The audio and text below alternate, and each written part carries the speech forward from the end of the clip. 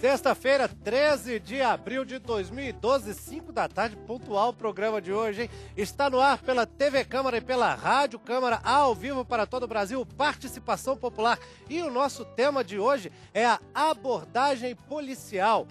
Nós vimos recentemente alguns casos que não terminaram bem de abordagens, por exemplo, aquele rapaz brasileiro que foi morto na Austrália com uma arma que seria não letal. Por que esse tipo de coisa acontece? Será que o policial brasileiro está preparado para fazer essas abordagens? Será que o Estado ainda tem algum papel na capacitação desses profissionais? O que pode ser feito? Para tratar desse assunto, nós temos especialistas no nosso estúdio. Nós temos o professor Arthur Trindade, que é professor de Sociologia da Universidade de Brasília, coordenador do Núcleo de Estudos sobre Violência e Segurança. Tem uma siglazinha, né, professor, para esse núcleo? Neves. É o Neves, né? Seja bem-vindo, eu espero que o senhor goste do Participação Popular. E nós temos aqui o Tenente Coronel Leonardo Santana, que é comandante do Batalhão de Policiamento com Cães da Polícia Militar do Distrito Federal e consultor de estratégia e treinamento para empresas de segurança. Falei tudo certo, né, Tenente? Sim, para as Nações Unidas também. Para as Nações Unidas Sim. também. O senhor é o consultor das Nações Unidas. Consultor para diretor treinamento. Para o Brasil, não é? Da Associação Internacional de Negociadores de Refém. Aí Pois já é uma outra sigla, a gente vai ter bastante tempo para conversar. Tá vendo, né? O cara não é fraco, não. Nenhum dos dois aqui são fracos. E nós queremos justamente que você mande as suas perguntas, as suas opiniões sobre esse assunto para nós aqui. Ligue para o 0800 619-619, a ligação é gratuita. Você também pode mandar um e-mail para participaçãopopular@câmara.gov.br, é tudo junto, viu? Sem cedilha, sem tio, enfim. E se você usa o Twitter, você pode mandar uma mensagem para o usuário @participaçãopop, do mesmo jeito, não é cedilha, é tudo junto, não tem tio. E aí a gente vai discutir as suas opiniões assim, aqui, né, como nós vamos discutir também as perguntas e as opiniões das pessoas que estão passando pelo centro de Brasília, que vão ser entrevistadas pela minha colega querida Sandra Amaral. Sandra?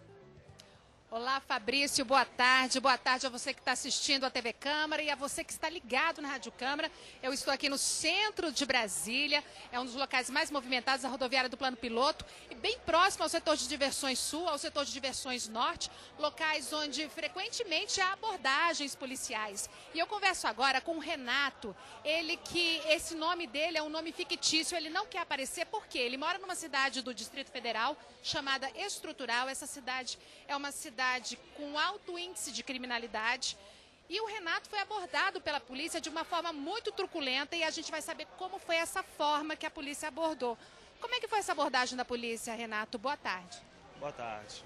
Bom, a princípio a polícia me aproximou já de uma forma para fazer a abordagem e na abordagem deles, eles foram muito truculentos e me agrediram com chutes e tapas, socos e verbalmente foram bem agressivos também. O Renato, ele está de costas justamente por questões de segurança. Ele não quer ser identificado porque ele teme uma represália dos policiais que o agrediram. Agora, Renato, como é que você se sentiu nessa abordagem? Você se sentiu seguro? Você sentiu a violência? Houve uma inversão de papéis? Houve sim.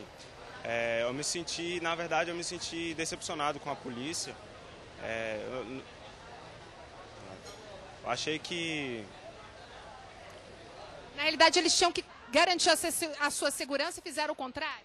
Fizeram o contrário. Em vez de eu temer os bandidos, eu temi foi a polícia.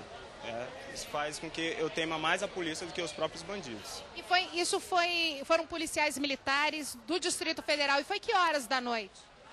Foi às 9 horas da noite, num local bem movimentado e ainda tinham muita gente, familiares que frequentam o local. Não era um local ermo, perigoso e nem afastado da cidade, do centro da cidade. Na sua opinião, o que faltou a esses policiais? Faltou preparo com a comunidade de nível social baixo. E, Renato, você denunciou, qual foi a sua postura? Bom, eu fui orientado a ir na corregedoria da Polícia Militar e aí na ouvidoria da Polícia Militar.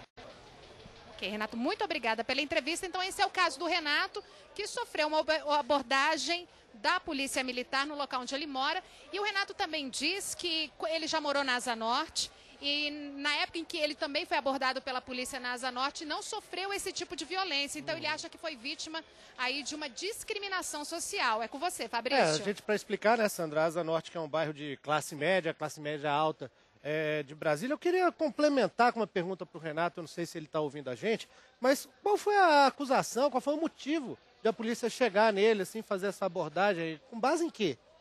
Você ouviu, Renata, a pergunta? Qual foi o motivo da polícia ter chegado até você e feito essa abordagem? Bom, a polícia se aproximou de uma forma... como a gente das comunidades mais baixas já sabe quando a polícia vai fazer a abordagem, eu meio que parei na frente da viatura e falei pro policial, e ele quase me atropelou. No momento que ele quase me atropelou, eu falei para ele que não precisava atropelar, que era só pedir para parar, que eu parava, né? Ia colaborar com a abordagem. Mas não foi isso que aconteceu. Ele já saiu já alterado, pedindo para mim colocar a mão na cabeça, e em seguida já começou com as agressões. Então é isso aí, Fabrício. Tá bom, Sandra, valeu, obrigado a você, obrigado ao Renato aí pelo depoimento dele, né, essa história aí, um drama pessoal, né, e nós vamos começar o nosso programa então, antes mandando aqueles tradicionais abraços para o pessoal que acompanha o Participação Popular, um grande abraço para o professor Luiz Martins, da Faculdade de Comunicação da Universidade de Brasília, que foi meu professor e outro dia ele disse que assiste o Participação Popular. Muito obrigado, é uma honra ter a audiência do senhor, professor. Um abração aqui também para Mariazinha Pacheco de Souza, da Ceilândia, Distrito Federal, e para o Francisco Evandro Fernandes, de Samambaia, Distrito Federal, que também me procuraram, disseram que estão acompanhando sempre o programa. Valeu mesmo pela audiência. Mandar um grande abraço para a Fabiane Correia, que está fazendo aniversário em Vila Velha, Espírito Santo, e também para a Ana Helena Paixão, de Brasília, Distrito Federal, jornalista, amiga nossa aqui, que fez aniversário na quinta-feira. Um grande abraço para o Valdir Cassiano Rezende de Oliveira, Belo Horizonte, Minas Gerais, mandou várias sugestões aqui para o programa, valeu mesmo, Valdir. Luciano Santos Francosa, de Espírito Santo, Júlia Marioto, de Apucarana, Paraná, Wesley Carvalho, de Taguatinga, Distrito Federal, Luiz Eduardo Meloni, de Atibaia, São Paulo, Paulo Glauber Andrade Leite, de Fortaleza, Ceará, capital do Ceará, fazendo aniversário. Marcos Roberto Macedo de Moraes, de Cabo Frio, Rio de Janeiro. Mário César Melo, de Criciúma, Santa Catarina. Enildo Martins Lemos, de São Lourenço, Minas Gerais. E Geraldo de Freitas, São Gonçalo, Rio de Janeiro. Acompanharam as últimas edições de Participação Popular, mandaram perguntas. E o diretor do programa está me falando aqui para mandar um abraço para quem? Ah, Hanna Gabriela, né? Hanna Costa, nossa repórter aqui da TV Câmara também, de aniversário. Então é isso, Noah? Ah, valeu. Grande beijão, então, Hanna. A gente se vê daqui a pouco, né? No final do programa aqui eu vou puxar o parabéns, fazer aquele barulho na redação que você já conhece. Bom, vamos lá, então, para o nosso bate-papo sobre abordagem policial. Eu vou perguntar aqui para o professor Arthur Trindade. O senhor está fazendo um livro que fala um pouquinho disso, né, professor? A gente está completando um livro que deve ser lançado em breve sobre normas de conduta e deontologia policial, né? Como alguns países, no caso o Canadá, né, e o Brasil, mas vários outros, lidam com esse tema, que é um tema do controle da atividade policial. Né? E é muito diferente do Brasil, assim, a abordagem nesses outros países? Há grandes diferenças, mas há algumas semelhanças. Em todos os países, controlar a atividade policial é um problema. É um problema cujas soluções são tentadas pelas chefias de polícia, pelos executivos de polícia, é um problema politicamente sensível, né? Então esses países, em vários lugares, se mobilizam para tentar melhorar, né, a conduta dos policiais, principalmente aqueles que exercem atividade cotidiana nas ruas, a conduta deles quando lidam com os cidadãos. É uma dificuldade, né? Agora, dito que esse problema não é só brasileiro, isso é parte da história. A outra parte da história é que em alguns lugares soluções já foram tentadas, algumas com mais sucesso, outras com menos, mas soluções interessantes. Uma delas é a criação de normas de conduta para a atividade policial. Normas que deixem claro, que tragam orientações claras para os policiais de como eles devem proceder nessas situações. Por exemplo, como proceder numa situação de abordagem de pessoas na rua. Né?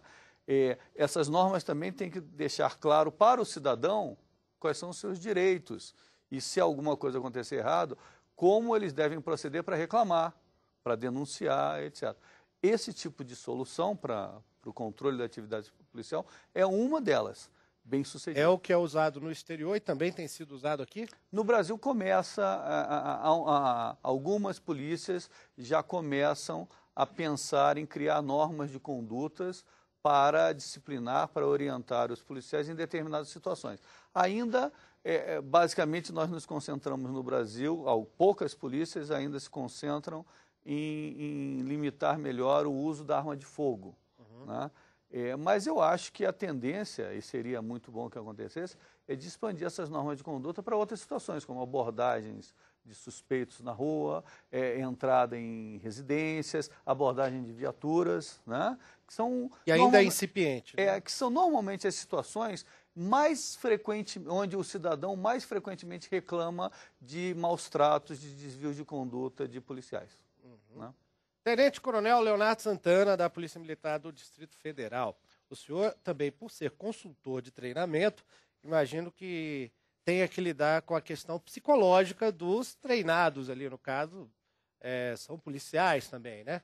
E eu queria lhe perguntar, um concurso público para a seleção de guardas municipais, de policiais civis, militares ou mesmo federais, ele não é capaz de identificar o perfil psicológico de cada candidato e de definir qual treinamento e depois qual ocupação que esse concursado vai ter dentro da polícia, né? Esse é um dos grandes problemas que nós ainda temos, né? Inclusive, nós temos uma série de contestações acerca do perfil psicológico que deve ter um profissional de segurança. Porém, isso é desenhado dentro do perfil profissiográfico que é produzido, que é feito pelas instituições, vislumbrando o que a sociedade deseja em termos de alguém que vá protegê-la, que vá proteger a vida daquela pessoa, daquele cidadão, daquela cidadã, e, em especial, alguém que vai fazer o uso da força. Então, apesar de todas as contestações, eu entendo como correto, como necessário, e, na minha concepção, inclusive em outros países, como obrigatório que isso aconteça, uma vez que eu preciso ter alguém que eu saiba que vai, se vai ou não ter o controle necessário numa situação de risco, numa situação de conflito, numa situação de crise e, principalmente, existem cenários onde inclusive, provocações precisam, né, ter uma contenção psicológica por parte daquele profissional para que elas não levem aquela mesma pessoa a realizar o trabalho de maneira equivocada, de maneira errônea, quando ele deve, como foi bem colocado aqui pelo professor e como foi colocado pela nossa colega que faz a entrevista, proteger o cidadão. Eu até ia perguntar para o senhor justamente assim, de que forma que é feito o treinamento e a instrução no policial na atualidade sobre como lidar com o nervosismo de uma abordagem, porque é um momento de risco para o próprio policial também, né? Ele não sabe quem é que ele vai abordar ali, ele não sabe se a pessoa está com uma arma, e ele tem que lidar com esse nervosismo. Que tipo de instrução que é dada ao policial? É verdade. O primeiro ponto que nós devemos abordar é a modernidade da capacitação, a modernidade desse tipo de treinamento. Hoje, o que é bastante comum é o que nós chamamos de role play, ou seja, eu coloco aquele profissional nos mesmos cenários, nas mesmas circunstâncias, nas mesmas situações que ele enfrentaria, que vão provocar, obviamente, nervosismo, para saber se ele vai ter condições ou não de atuar de maneira adequada quando aquilo for necessário. Uma simulação, né? Claro, então essa simulação ela precisa ser feita, ela precisa ser realizada, porque naquele momento eu posso, inclusive, classificar ou desclassificar aquele policial para o tipo de atividade que ele realmente exerce. Então, nós temos, inclusive, cursos que têm um nível de estresse, que têm um nível de experimentação maior, e nós temos um nível de estresse, cursos que têm nível de estresse e nível de experimentação menor. Ou seja, eu consigo separar profissionais que vão precisar exercer atividades com uma excelência diferenciada, digamos assim. Então, a experimentação é muito importante, os treinamentos que precisam também ser constantes são muito importantes. Então, é bom que nós digamos para a população, e o professor também é um pesquisador nessa área, nós temos aqueles colegas ou instituições que realizam um curso e daqui a pouco esse profissional ele fica 5, 10 anos sem fazer um novo treinamento. Isso é temerário e é muito perigoso nesse processo de uso da força, de escalonamento da força, quando ele precisa proteger o cidadão. Algo que tem que ser treinado o tempo inteiro. Exaustivamente. Né? Vamos dar um pulinho lá no centro de Brasília, que Sandra Amaral parece que já tem mais um convidado da rodoviária de Brasília para o nosso programa. É isso, Sandra? Exatamente, eu estou com o Irineu Rodrigues, ele tem 21 anos, é balconista e mora no Guará 2. E ele conta pra gente que foi já abordado pela Polícia Civil, foi detido pela Polícia Civil e a Polícia Civil não deu nenhuma explicação por que o motivo de ter detido ele. Como é que foi essa abordagem da Polícia Civil, Irineu? Boa tarde. Boa tarde. Eles já chegaram apontando a arma, me mandando levantar, falando palavras grossas e me levaram em cana. Me revistaram, eu não tinha nada. Você estava onde quando eles te abordaram? Estava lanchando em frente à padaria. E aí eles chegaram com revólver, colocaram o revólver na sua cabeça? Colocaram revólver. E aí te levaram para a delegacia. E você ficou lá na delegacia por quanto tempo? Eu fiquei das 5h30 às 11h30 da noite. E o que os policiais disseram para você? Qual o motivo de você ter sido detido? Então, aí não tinha motivo. Eles nunca disseram. Eu perguntava, eu falei que sabia os meus direitos, ele disse que eu não tinha direito lá dentro. E é isso, muitas palavras brutais. Foi possível você fazer uma ligação, enfim, você teve direito a essa ligação? Depois de muito tempo. Quanto tempo? Deixa eu ver, fui às 5h30, lá para as 9h30 da noite, que eles deixaram a ligação. E eles te algemaram? Oi? Eles te algemaram? Fui levado algemado e fiquei algemado até 11h30 da noite, algemado direto. E eles não deram nenhuma explicação, só te confundiram com suspeito, alguma coisa assim? Não me confundiram. E nem te interrogaram? Não. Apenas por abuso mesmo. Só abuso da autoridade mesmo. Nesse caso, como é que você vê a Polícia Civil nesse caso? Ela te protegeu, não te protegeu nesse momento, muito pelo contrário, você se sentiu violentado. É verdade. De agora em diante eu tenho até medo da polícia desse dia. Eu fiquei traumatizado. Não me protegeram. Acho que violentaram, constrangiu mesmo. Eles não te deram nenhuma explicação? Não, nenhuma. Agora, você tomou alguma atitude depois disso? Você foi a uma corregedoria, fez alguma denúncia sobre esse tratamento? Não, eu pensei em fazer, só que muitas pessoas me aconselharam a não fazer, diz que a polícia costuma ficar marcando aquela pessoa, né? Aí eu fiquei com medo da polícia mesmo. Por medo delas eu não fiz nada. Ok, Irineu, muito obrigada. Eu conversei aqui com o Irineu Rodrigues, que tem 21 anos, é balconista, mora no Guará 2, e ele teve essa péssima experiência com a Polícia Civil aqui do Distrito Federal, e ele ficou com medo de denunciar o tratamento que deram a ele. Agora eu pergunto aí para os entrevistados aí do estúdio, Fabrício, como é que uma pessoa, quando ela é abordada dessa forma, como ela pode depois, enfim, denunciar que se sentiu agredida? Quais os meios que ela pode procurar e, é claro, sem sofrer depois alguma retaliação? Eu deixo para os nossos convidados escolherem quem começa dando uma resposta. Olha, eu gostaria de comentar as duas falas. A fala anterior, se o professor me permite. Né? Identificar o senhor para os nossos ouvintes da Rádio Câmara aqui. Né? Então, a fala anterior, né, do nosso ouvinte, para quem teve a oportunidade de estar acompanhando o programa desde o início, e agora a fala, né, desse outro jovem. Primeiro, a Polícia Militar do Distrito Federal, ela tem um histórico de acompanhamento muito rígido desse tipo de comportamento, desse tipo de procedimento. Então, se nós colocarmos aqui uma palavra, uma expressão mais comum, nós não passamos a mão na cabeça, né, de qualquer profissional que realize o seu trabalho de maneira equivocada, desde que isso seja constatado depois de uma investigação. E isso é uma realidade em outras polícias do país também, Tenente Santana? Infelizmente, nós temos polícias que têm um volume de profissionais maior do que o nosso, nós temos territórios que são muito maiores do que o Distrito Federal, e tanto o procedimento do cidadão, no que tange a poder acessar uma ouvidoria, uma corregedoria, né, essas condições são muito menores, né, como também existe a realidade de um acompanhamento não tão efetivo das ações desses profissionais. E falando de abordagem, não falo das outras polícias, mas em especial da Polícia Militar do Distrito Federal, é um local, é uma corporação em que, se você entra no site, tem lá dizendo por que estou sendo abordado. Então tem toda uma explicação no próprio site da Polícia Militar das razões de abordagem, do porquê isso acontece. De como agir. E de como agir, né? E quais são os procedimentos corretos e procedimentos equivocados do nosso profissional. Então essa orientação faz parte do nível de transparência que nós desejamos apresentar para o cidadão do DF. Uhum. Professor Arthur Trindade, como que o senhor responderia? Usualmente, alguns países, já na década de 70, criaram ouvidorias de polícia, que são órgãos externos às polícias, né, para receber queixas e denúncias. Isso no exterior, né? No exterior, na década de 70 e 80. Para receber queixas e denúncias de pessoas que acham que sofreram violações, que acham que a polícia agiu incorretamente. Pode até ser que o policial não tenha agido incorretamente, mas é um lugar para as pessoas se queixarem.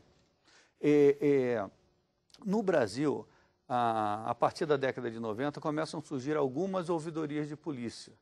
Mas elas, ouvidorias de polícia, quando eu falo isso, eu estou dizendo um órgão externo à polícia para receber queixas e denúncias. Por exemplo, no Distrito Federal tem uma situação curiosa que se repete em alguns estados do Brasil. Tem ouvidoria, mas a ouvidoria pertence à polícia. Veja, isso é majoritário ou não aqui no Brasil, essa situação? A polícia ter uma ouvidoria? Não, isso a ouvidoria exceção. ser interna. São poucos. A maioria é externa. Não, a maior parte dos estados brasileiros, os estados não são todos que têm ouvidorias. E mesmo nos que têm ouvidorias, as ouvidorias são muito mal equipadas. Há alguns estados cujas ouvidorias sequer têm um número de telefone e uma equipe disponível para atender as chamadas, né? Isso é muito importante. Não basta, né, ter um decreto, uma lei que crie uma ouvidoria. Tem que ter uma estrutura para receber a queixa, né? Seja por telefone, coisas bobas, mas são muito importantes. Uma ouvidoria tem que ser acessível ao cidadão. Então, não faz sentido uma ouvidoria que fique num lugar de difícil acesso. Né? Tem que ser num lugar mais movimentado. Talvez na rodoviária do Distrito Federal fosse um ótimo lugar para ter lá uma balcão, ouvidoria. né? Lá tem a ouvidoria da Polícia Militar. Mas, normalmente, em todos os países, e o Brasil não é diferente, a pessoa, quando sofre um abuso de autoridade por parte de um policial, ela vai ficar muito constrangida de se queixar para outro policial. Ela não sabe o que vai acontecer. Então, por isso que se cria o temor do corporativismo. Claro. Por outro lado... No caso do Renato, né, aquele rapaz que apareceu no começo... Ele estava com medo de aparecer. E ele disse que procurou a ouvidoria e não conseguiu falar. Estava fora do ar. Por outro lado, as polícias, e o caso do Distrito Federal, é o caso de São Paulo, de boa parte dos estados brasileiros, mantêm suas corregedorias de polícia. São órgãos externos? São órgãos internos às polícias. Que, às vezes, e não raro, fazem bons trabalhos. Né? Não passam a mão, levam a sério as queixas, as denúncias, fazem um bom trabalho, são capazes de fazer um bom trabalho.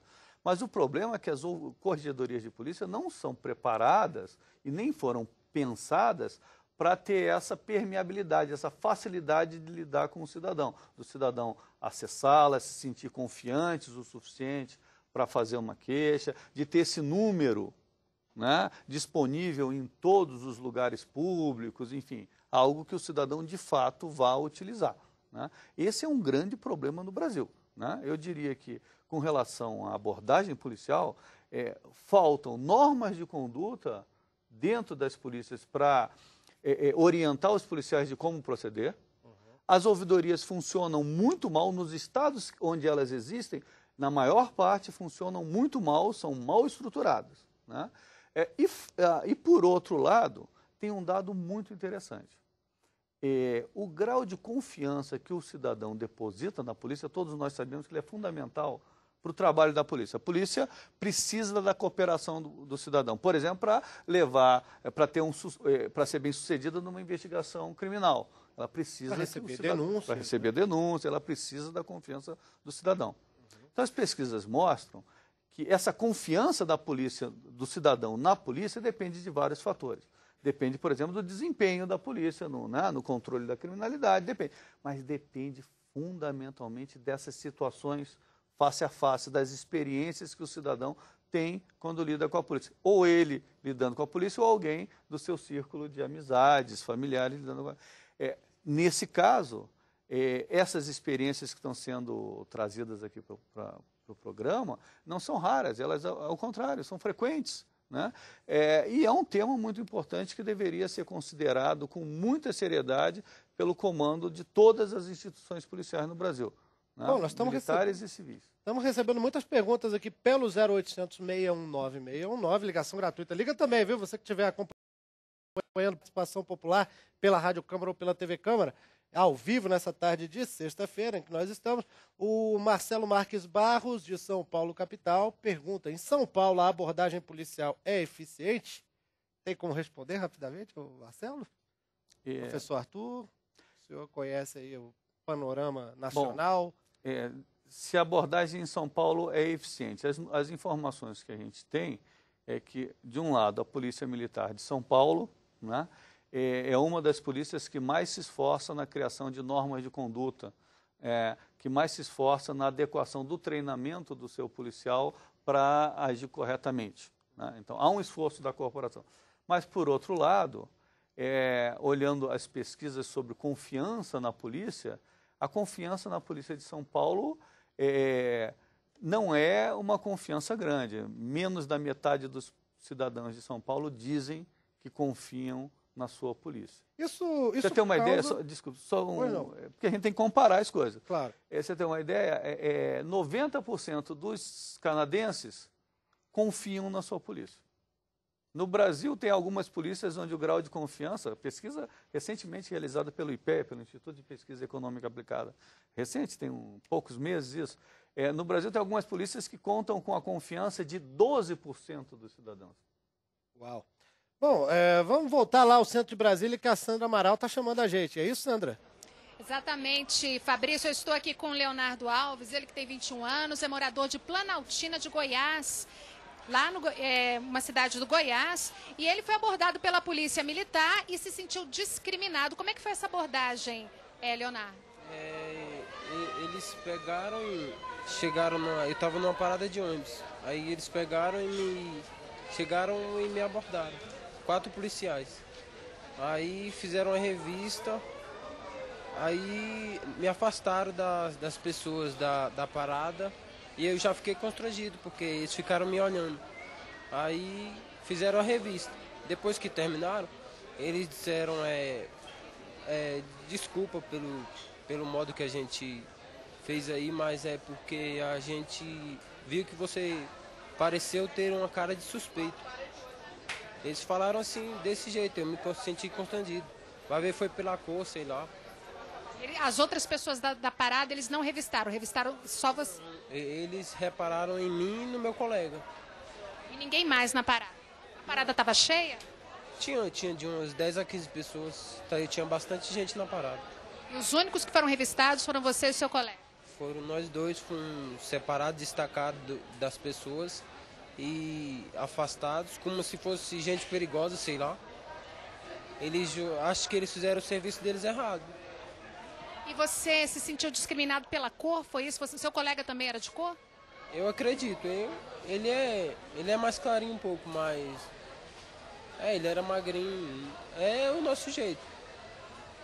Leonardo, muito obrigada. Eu conversei aqui com o Leonardo Alves, de 21 anos, e eu pergunto para o Tenente Coronel Santana como é que é o critério para abordar as pessoas na rua, porque no caso do Leonardo, os policiais disseram que ele tinha uma cara de suspeito. É isso mesmo? É dessa forma que se deve abordar, Tenente Coronel? Eu até quero complementar a pergunta aqui para o Tenente Coronel Santana, até pelo fato de o senhor ser negro.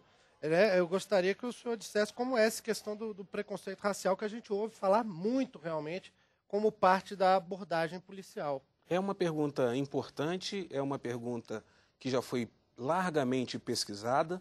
Existe, sim, o infeliz dado de que pessoas negras têm uma tendência de serem abordadas com muito mais frequência, principalmente pelo fato de nós termos um público negro muito mais frequentemente acompanhado e vinculado a ocorrências policiais. Porém, por razões históricas, sociais. Por razões históricas, por razões sociais do nosso país. Porém, não é esse o ensinamento pregado nas polícias militares. O que nós falamos, o que nós buscamos, são pessoas com comportamentos suspeitos. O que é isso? Nós estamos falando de uma pessoa que está realizando um ato, que está com volumes por baixo da roupa, né, que está vestida de maneira diferente daquele grupo a que está sendo observado naquele momento. Ou seja, o comportamento dela destoa do comportamento de outras pessoas em determinado ambiente e, a partir daí, pode estar vinculado a algum tipo de comportamento criminoso. Mas não existe orientação, né, de nenhum instrutor policial ou de nenhuma corporação policial para que haja uma abordagem diferenciada por conta da cor da pele. Ou por causa de cara de suspeito, né? Como aconteceu com o Leonardo, é isso?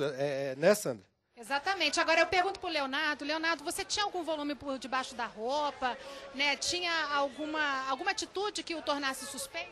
Não, eu só estava usando a roupa normal, carteira no bolso, só.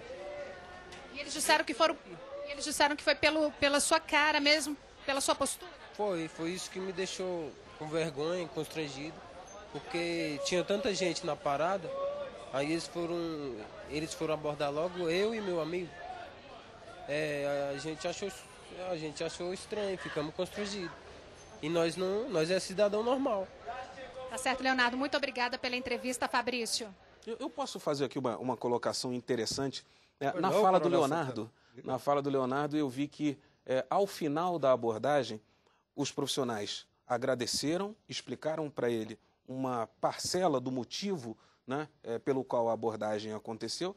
E, apesar de nós não conhecermos o cenário que cercou essa abordagem, esse comportamento, esse procedimento, ele faz parte de algo que já indica que não havia uma má intenção por parte, né, daqueles que faziam a segurança no momento. Então, é interessante que a gente deixe isso pontuado para o Leonardo também. Eles podem ter errado na forma de abordar, mas pelo menos mantiveram ali uma posição cidadã, né, de informar o cidadão, né? Sim, o que já faz parte, inclusive, do protocolo estabelecido pela Polícia Militar do Estado de Goiás, que tem um documento chamado POP, Procedimento Operacional Padrão, e que também, como o professor colocou, faz parte de procedimentos da Polícia Militar do Estado de São Paulo. Então, nós já temos duas corporações que, por ter esse protocolo, já podem ter evitado os desvios procedidos. Minas Gerais também tem desvios feitos por seus profissionais. As normas de conduta, né? Sim.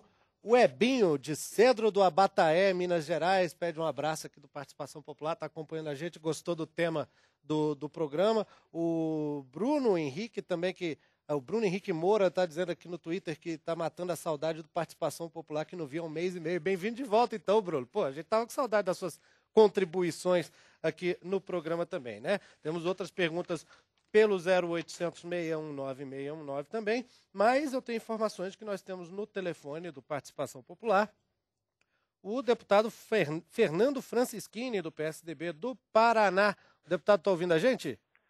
Boa tarde, Fabrício. Opa, boa tarde, deputado. O senhor que é delegado da Polícia Federal e membro da Comissão de Segurança Pública da Câmara, pode explicar para a gente muito do que a gente está discutindo aqui na visão do Legislativo, né, deputado? Existem alguns projetos na casa que tratam dessa questão da abordagem policial, né? Como é que está a tramitação, a discussão desses projetos aqui, deputado? Veja, Fabrício, primeiro boa tarde ao professor Arthur, ao coronel Leonardo. Eu fui também oficial da Polícia Militar aqui no Paraná, meu estado de origem.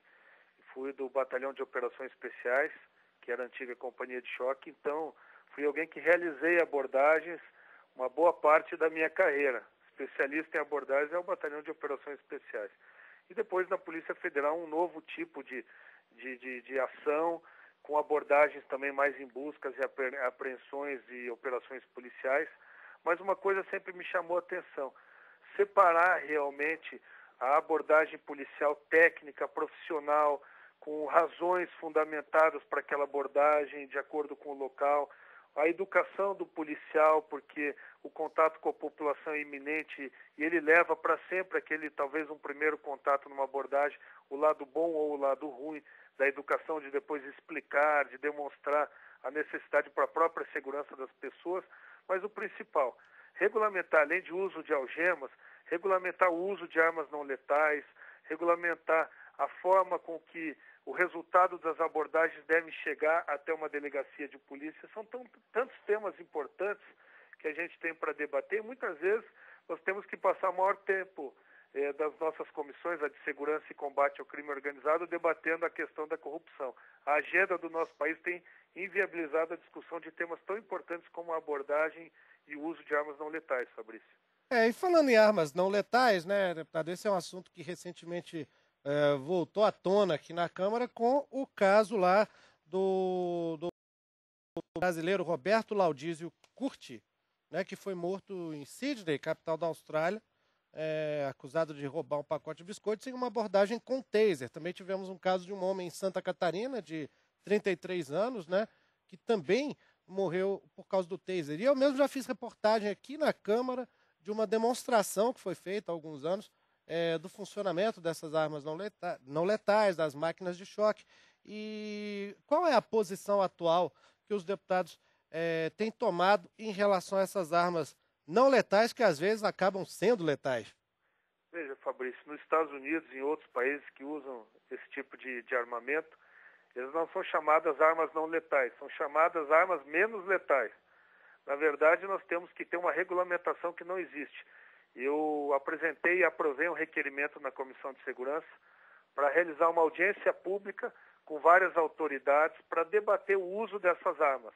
Principalmente, eu quero tentar apresentar um projeto de lei nos próximos dias, regulamentando um padrão mínimo de treinamento, de cursos, em número de horas-aulas para a Guarda Municipal, para as polícias, para a segurança privada e para tantos organismos que agora estão querendo adquirir esse tipo de armamento. Eu acho que é o uso inadequado que levou à morte aquele jovem na Austrália e o paranaense que morreu em Santa Catarina.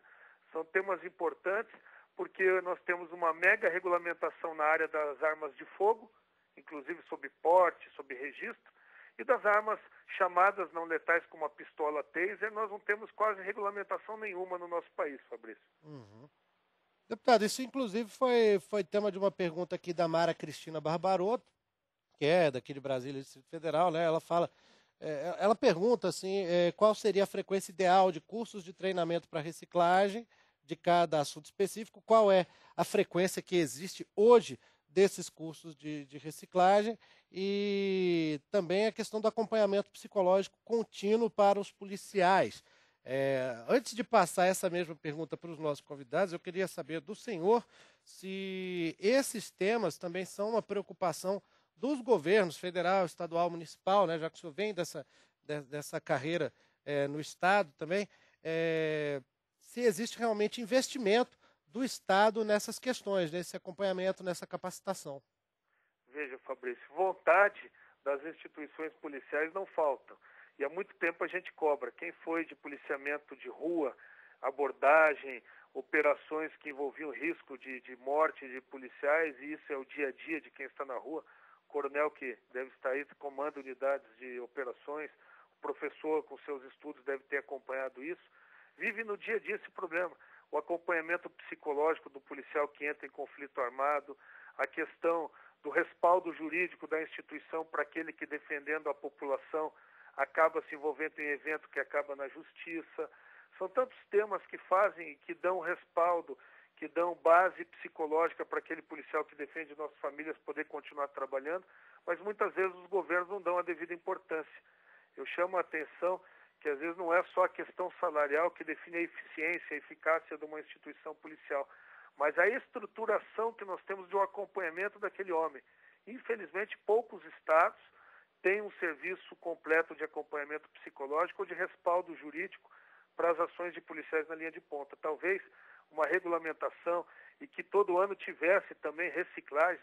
Muitas vezes a gente vê o soldado, faz o curso dele de formação em alguns meses e depois, anos e anos e anos depois, ele volta para uma reciclagem, talvez que eu chame reciclagem, quando ele vai fazer um curso de cabo, um curso de promoção.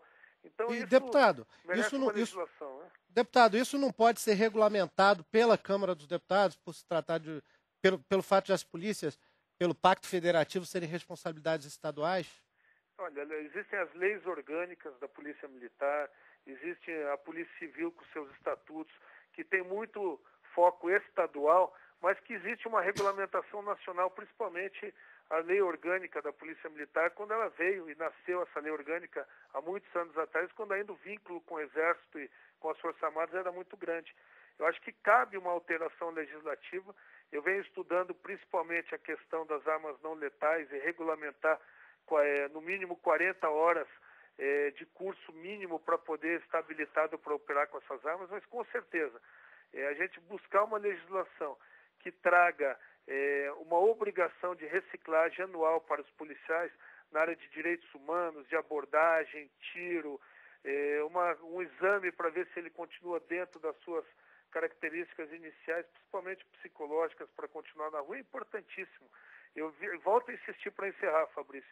Nós estamos perdendo tanto tempo e com um assunto importante que são esses crimes de corrupção escalabrosos que vêm no Brasil inteiro subindo de uma maneira que a gente nunca viu tanto, e esses temas também importantes acabam ficando em segundo plano, que é o dia a dia das pessoas, Fabrício. Infelizmente, né? Deputado Fernando Francischini, do PSDB do Paraná, muito obrigado por ter estado com a gente aqui no Participação Popular. Grande abraço para o senhor, deputado. Grande abraço, boa tarde a todos. Até em relação a isso aí que eu fazer um comentário. Só para acrescentar exatamente em cima disso que o deputado falou, né? O Enilton Rodrigues, de Brasília, Distrito Federal, também mencionou essa questão não seria mais que necessário que esses policiais tivessem disciplinas de direitos humanos permanentemente, essa questão que o deputado falou, né, professor Arthur? Muitas polícias já têm disciplinas de direitos humanos e o efeito disso é pífio na conduta cotidiana dos policiais. Então, mas, de fato, é importante ter alguns conteúdos de direitos humanos, de diversidade cultural, etc. Eu queria chamar a atenção do que o deputado falou, e eu concordo, sobre a necessidade, pensando aqui no papel do Legislativo, de debater a lei orgânica, não só da Polícia Militar, mas uma lei orgânica de polícias. Né?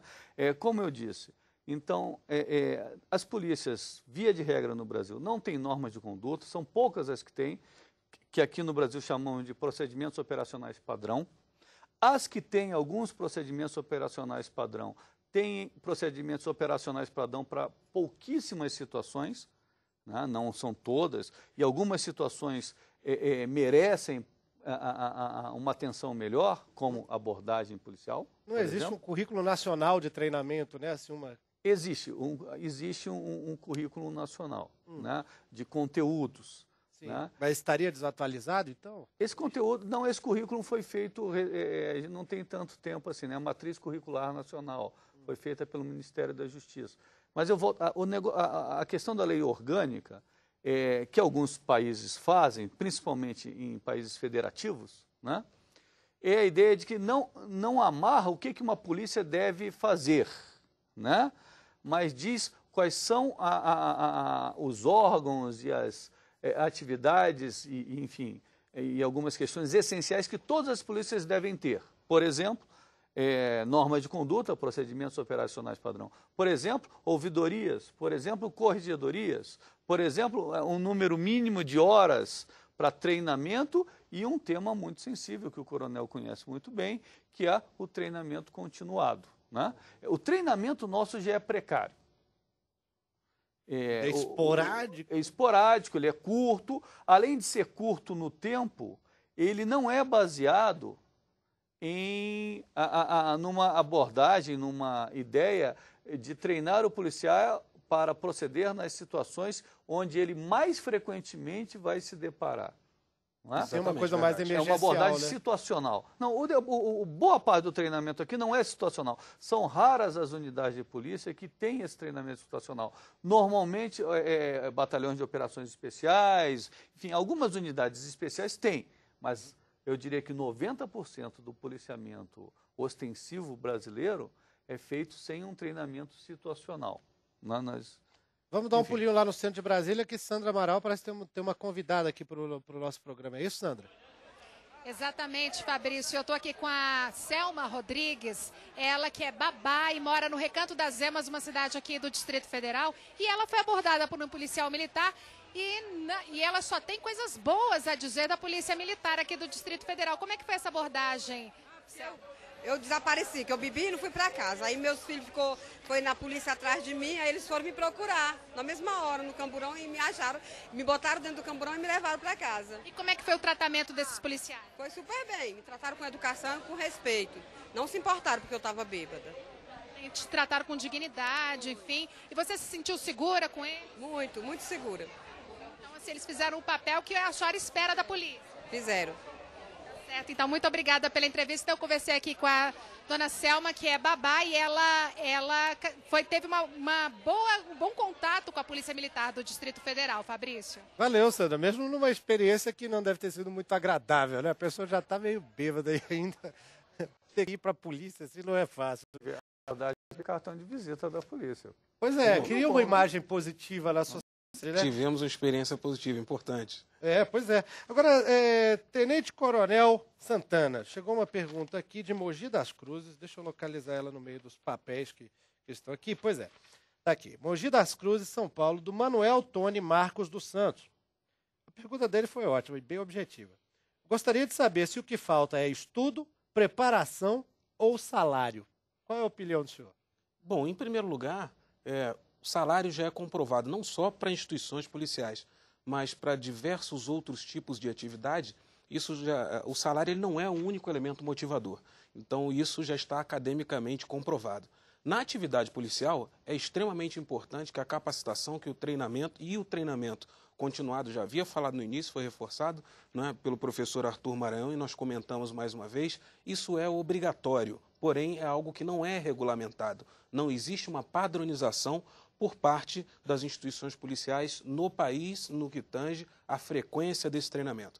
Agora, é bom que nós digamos também que quando nós falamos do uso da força, da abordagem, dos direitos humanos, como foi tratado aqui, apenas o treinamento ele não é suficiente. Nós também não temos uma regulamentação, por exemplo, quanto aos equipamentos que um profissional de segurança pública e também na área de segurança privada deve utilizar. Um grupo mínimo, né, de materiais, de ferramentas para que ele consiga realizar com qualidade o seu serviço. Então, o caso das armas menos letais? Sim, nós podemos colocar dessa forma. Nós temos uma série de casos, uma série de exemplos onde, a partir do instante que eu não tenho todos os instrumentos de trabalho, eu me obrigo a tentar resolver o conflito com o que eu possuo. Então, imagine, por exemplo, para o nosso ouvinte, né, que você contrata ali o melhor chefe do mundo, o melhor cozinheiro do mundo. Só que você coloca ele na cozinha e fala o seguinte, olha, eu só tenho água, arroz e sal. Prepara para mim o que você achar de melhor aí. É claro que a comida não vai ser boa. Então, quando você coloca um policial,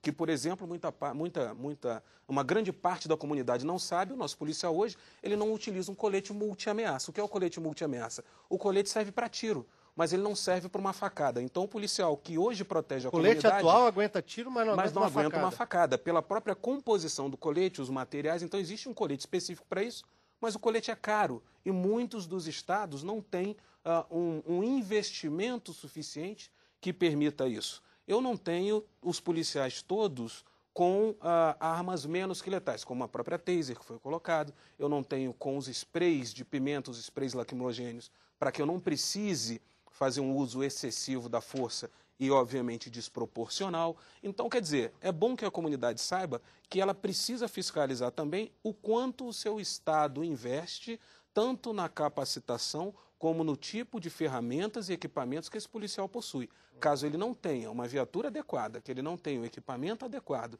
que ele não tenha um treinamento adequado, o trabalho não vai ser bem executado e quem sofre é a própria população. Foi até mais ou menos o que a Ana Verena Souza Viana de Iraquara, Bahia, que também é outra espectadora frequente aqui do Participação Popular. Grande abraço, Ana.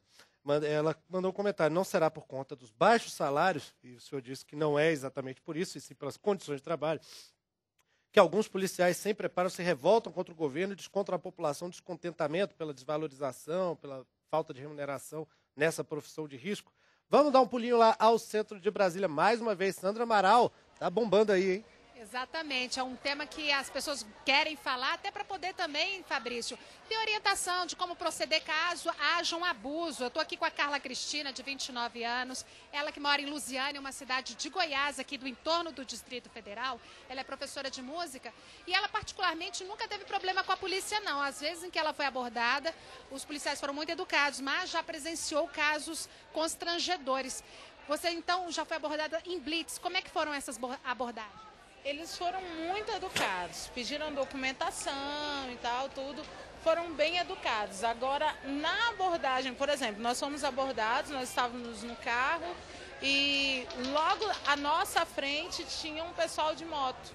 E aí o pessoal das motos, eles pediram para descer, pediram para o pessoal cruzar os dedos, pediram para... E aí fizeram a revista desse pessoal, não pedia documento nem nada.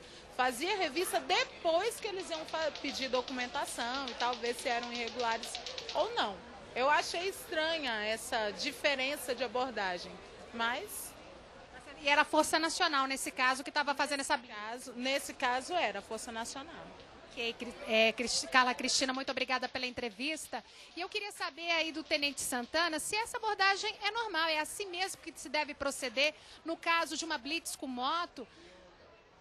Sim, é assim que se deve proceder.